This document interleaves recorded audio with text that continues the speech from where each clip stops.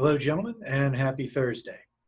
Yesterday, we were talking about the institution of the priesthood in the Old Testament and how Jesus in the New Testament, specifically on Holy Thursday, established a new priesthood. As with so many things that Jesus did, in many ways, it was a fulfillment and a continuation of what had been done in the Old Testament. Remember, the Old Testament is a preparation for the New Testament. God isn't just pulling some big, oh, hey, here's an entire Testament prank. No, this is what you've actually got to do. Everything in the Old Testament is leading up in continuity to what is going to happen in the New Testament. We really do have to get away from what is very often the dominant cultural narrative of New Testament good, Old Testament bad. No, both Testaments are good. Both Testaments have their place. Do we abide by everything in the Old Testament now? No, but a lot of what the Old Testament has to say is still very important. And as Jesus himself points out in the Gospel of Matthew, I have come not to abolish the old law, but to fulfill the law.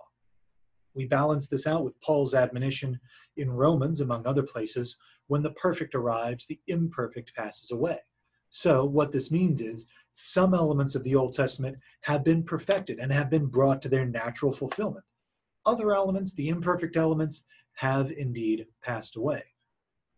Let's take a look at which is which with regards to the priesthood and with regards to sacrifices, as we now take a look at priesthood in the New Testament.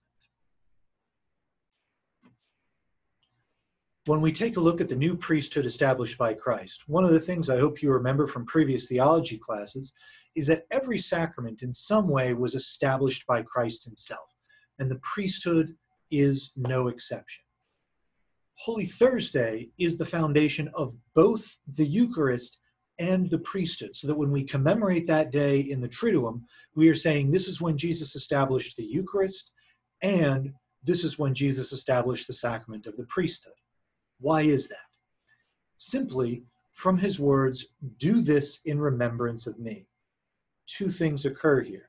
So first of all, of course, when Jesus says, this is my body, this is my blood, obviously Jesus is giving us the sacrament of the Eucharist.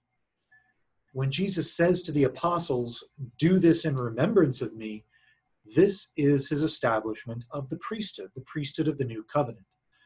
First of all, what do priests do? Remember from yesterday, we were saying that fundamentally, a priest is one who prays and offers sacrifice, who offers prayers and sacrifices on behalf of the people for their sanctification and for the forgiveness of their sins. When Jesus is telling the apostles, do this in remembrance of me, he is telling them, offer this sacrifice in remembrance of me. This thing that I am doing, you are now authorized to do. This is what priesthood is about. And this is fundamentally what ordination is about. It changes the individual so that they are authorized to offer a sacrifice on behalf of the people to God. When Jesus tells the apostles, do this in remembrance of me, what Jesus is telling them is, you are now authorized to offer this sacrifice. It would really make no sense for Jesus to say, I'm going to command you to do this in remembrance of me, but just kidding, you aren't actually allowed to do this. This would be a cruel joke. It would be an awful prank. To command something to be done and yet not give the ability to do it, where's the logic in that? So that when Jesus says, do this in remembrance of me, he is authorizing the apostles as the priests of the new covenant, as individuals who are authorized to offer this sacrifice. Moreover, one of the things that we can see, as he says, do this in remembrance of me, we can see the link between this sacrifice and the sacrifices of the Old Testament. When we talk about remembrance in the context of the liturgy, especially the liturgy of the Old Testament, liturgical remembrance, in Hebrew the word is zikaron, ZKN. In Hebrew and Semitic languages in general, there's a 3-consonant pattern that gives you basically a family of words. ZKN is about liturgical remembrance. This is the kind of remembrance, for instance, that the Passover is a remembrance of. And remember, the Passover is also one of the 5 major sacrifices that an Old Testament priest, a priest of the Old Covenant, a Levitical priest, would offer on behalf of the people. When you have this kind of a remembrance, liturgical remembrance, a zikaron, or in Greek, anamnesis, a zikaron or an anamnesis isn't simply just, oh, look at those Civil War reenactors playing dress up with their blue and gray uniforms. I guess we're kind of remembering the Battle of Gettysburg or the Battle of wherever. Let's say maybe we want to do a remembrance of the Battle of New Orleans. Oh, there's the Union officers, there's the British soldiers in their red. It's a remembrance. No. A zikaron, an anamnesis, is a much more powerful kind of remembrance. This is the kind of remembrance where, in a sense, you are literally re-presenting. You are making present once again the moment. So that when the child in the Passover ritual asks, why is this night different from all other nights? They aren't being metaphorical. That is the Passover night. So too, when we commemorate the Eucharistic sacrifice, the anamnesis there brings us back to the sacrifice of the cross. This is very important for a number of reasons. Fundamentally, what it means is there is one sacrifice of Jesus Christ. It is the sacrifice offered by Christ on Calvary. Every Mass is a participation in the one sacrifice. We are not sacrificing Jesus again. We are taking Jesus' sacrifice then and bringing it to now. It's sort of like if you think of the idea of a skin graft, where you're taking part of skin from one part of the body to another. So let's say that my arm has been very badly burned. Perhaps I'm going to take a little bit of flesh from my leg or from my chest, and I'm going to put it onto the burned skin on my arm. That's a skin graft. Anamnesis is a time graft. God, who stands outside of time, takes a moment from one moment in time and grafts it onto another moment. When a priest offers Mass, we are grafting the moment of Good Friday onto the very moment when we are in. We do this in remembrance of Christ, not just as a kind of, oh, let me think back to that day way back when. Liturgical remembrance, zikaron, as the Hebrews would have called it, anamnesis, as we now call it, is a much more powerful kind of remembrance. This is the kind of remembrance, this is the kind of sacrifice which the priest of the New Covenant offers.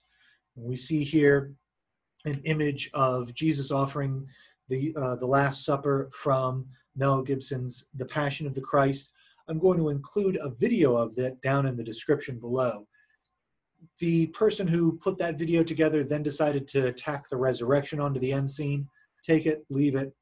But I thought it would be kind of interesting to see what that sacrifice would have looked like, more or less. There was only one detail that Mel Gibson more or less got wrong, and that was the appearance of the cup. Remember that this would have been a very special ceremony that Jesus and the other apostles were doing, so that unlike the clay thing that we see down there, the chalice, the cup that Jesus would have used, would have looked a lot nicer. And in fact, the chalice, which is archaeologically the most likely to be the chalice used, we see down there now, I just put up the image, the chalice of Valencia, since it's currently now located in Valencia, Spain. That seems to be the most likely candidate for the actual Holy Grail, for the actual cup used by Jesus at the Last Supper. I would encourage you to go Google it, learn a little bit more. It does meet a lot of the same design and other criteria for something that would have been around, and also the materials have the proper carbon dating. So it's old enough, and the design is right for a ceremonial cup used by a first century Palestinian, a first century Jew, such as Jesus, for special ceremonial events. When we look at the new priesthood established by Christ, two important concepts to bear in mind are ontological change and apostolic succession. Ontological change refers to the fact that the individual who is ordained, so ontological change is something undergone by the person who is ordained, be they a deacon, a priest, or a bishop. The sacrament of holy orders brings about an ontological change. So ontological literally means on the level of being, on the level of existence. So that you are made into an individual who is now authorized to speak these words on behalf of Christ. This is my body. This is my blood. I baptize you. I absolve you. You are conformed to Christ crucified in a very particular way. And the only way that this can occur then is through apostolic succession. Apostolic succession is something specific to the bishops, but it does also impact priests and deacons because we are the ones who are ordained by bishops. So if ontological change is about being made into an individual who is now authorized to speak a personal word on behalf of Christ, apostolic succession is, who did you get your authorization from?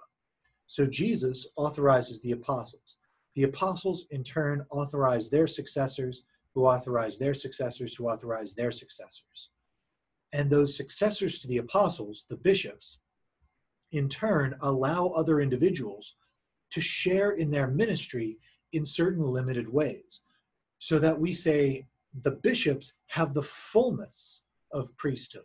Priests share in that priesthood in a limited way. Deacons share in the priesthood of the bishops in an even more limited way than that. The apostles and their successors have the fullness, and then they share that fullness with individuals in lower elements of the hierarchy in more particular ways. Fundamentally, what this means is you cannot offer this sacrifice if you yourself have not been authorized, either by Christ directly or by somebody that Christ has authorized to transmit that authorization to. We trust in the apostolic succession, and we recognize that the apostolic succession is something necessary to continue on, because Jesus didn't say, do this in memory of me until I'm gone. Why would we only do something in remembrance of Jesus for as long as he walks on earth? We haven't stopped needing to remember Jesus for some reason after the time of the apostles. We still need to remember Jesus. Jesus gave no time limit on for how long we should do this in remembrance of Jesus. And so we trust that that authorization, because there was no time limit, is something that needs to keep on going. And so when the apostles authorized other individuals, who in turn authorized other individuals, in turn authorized other individuals, that authorization kept on going. And in the ordination rituals, we see this occurring in a number of different ways. Fundamentally, we see the authorization happening through the laying on of hands. So fundamental to the ordination ritual of the Old Testament, likewise, very, very important as we're talking about the ordination of the New Testament. When the apostles decided to ordain deacons, they laid hands on the individuals. When the apostles chose Matthias to take the spot of Judas as one of the apostles, they drew lots to see who would take Judas's place, and then Matthias was chosen. And what did the apostles do according to Acts of the Apostles? They laid hands on Matthias to make him one of them. As Paul talks to Timothy in the first letter of Timothy, he tells Timothy, remember what you received from me through the laying on of hands. Paul is exhorting Timothy as a bishop. I laid hands on you and made you a bishop. This is what happened. To this day, the laying on of hands is how we transmit that authorization from person to person. It's a very concrete, very real way of saying, you are now authorized. Ordination is something handed on from one person to another. So we see here an image, an ancient mosaic of Paul exhorting Titus and Timothy, be faithful to what has been handed on to you. And so we see him giving them letters, documents, the gospel of Christ. In the ordination of deacons, it is actually an essential part of the ordination. Well, not essential in terms of it wouldn't be valid, but one of the key parts of the ordination of a deacon, the bishop gives him the book of the Gospels. And he says, receive the gospel of Christ, whose herald you have become. Read what you have received. Preach what you have received. Practice what it is that you have preached. And so with this authorization, deacons are exhorted to take this, to live out what they have received, and to teach this in turn to others. And then finally, we see, even from ancient times, the handing over of various instruments, especially the chalice and of the paten. in the ordination to the priesthood. This is likewise a key moment, so that the priest is given the specific instruments of exercising his duty. We see here Peter giving the instruments to Paul, and so likewise a bishop giving, as part of the ordination ritual, handing on the chalice, handing on the paten to the priest as saying, this now is what you are supposed to do.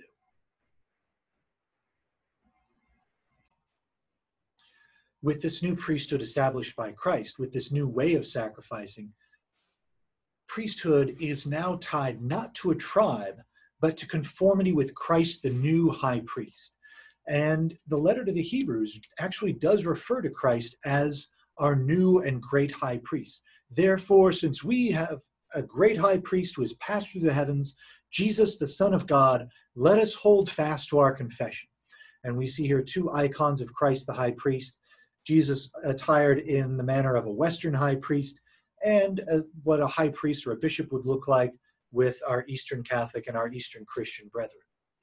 Either way, what we all affirm is that whereas the high priest of the Old Testament went into the Holy of Holies to offer prayer and sacrifice to God, and the priests and the Levites shared in that priesthood of the high priest, now Jesus is the high priest who goes into the Holy of Holies, who goes to heaven, offering that one-for-all sacrifice, that once-for-all sacrifice of the cross to the Heavenly Father on behalf of the people.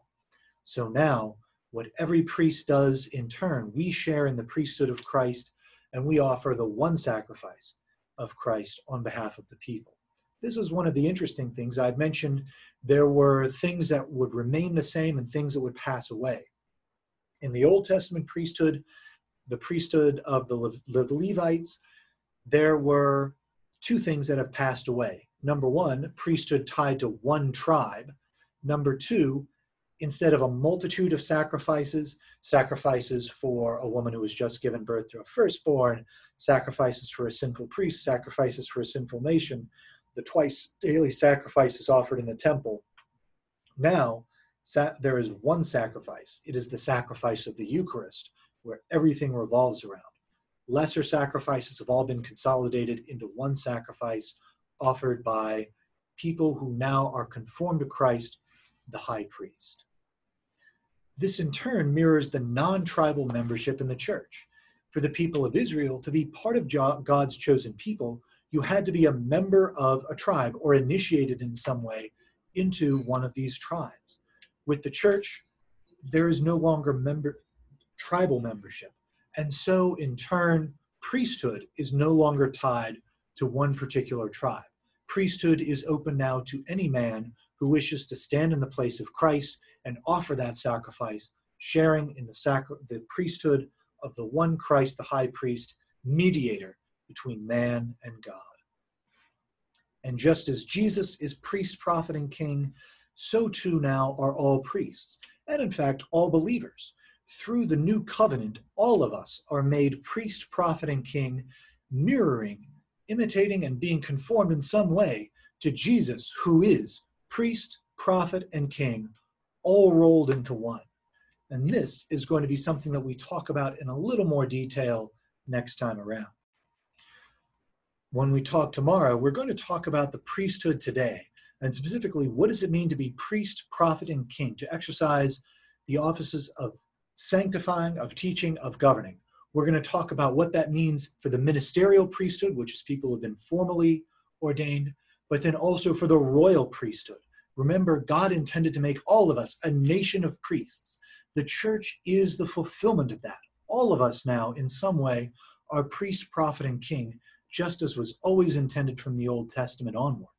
And so tomorrow we're going to talk about what does it mean for me to be priest, prophet, and king as an ordained minister of Christ, and what does it mean for you to be priest, prophet, and king as members of the baptized, as members of the laity, as we look at this new covenant and this new priesthood established by Christ, the high priest.